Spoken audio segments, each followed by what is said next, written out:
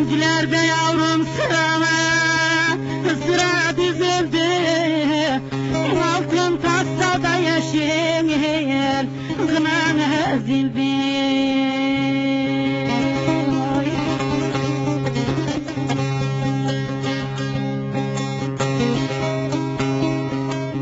Senin yazında yavrum gurbet yine yazıldı, ağla gelin anam ağla, ayrılık günü.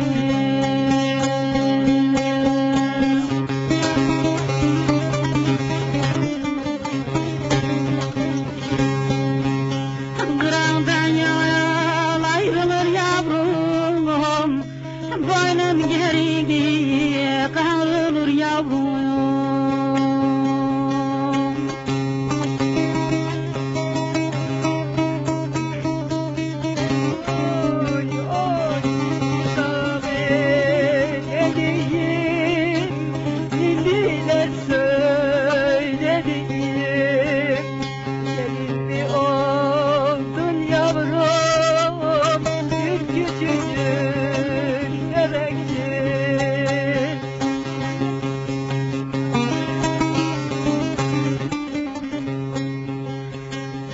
Davulcular da sıra dizildi, altın tasta yavrum da yeşil kına ezildi.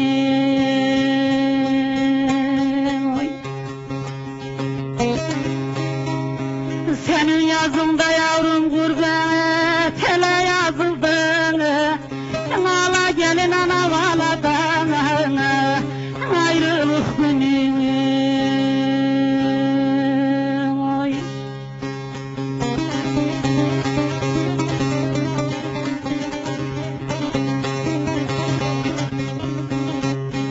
Get yavrum da tel duvanı dikeyim, olanca dertlerimi de yavrum sana dökeyim.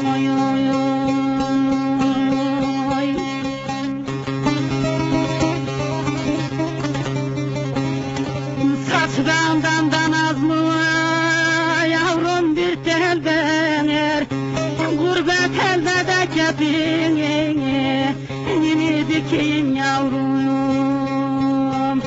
ah benim yavrum, ben dayanamıyorum. Ağla gelin yavrum ağla, oy ayrılık günüm.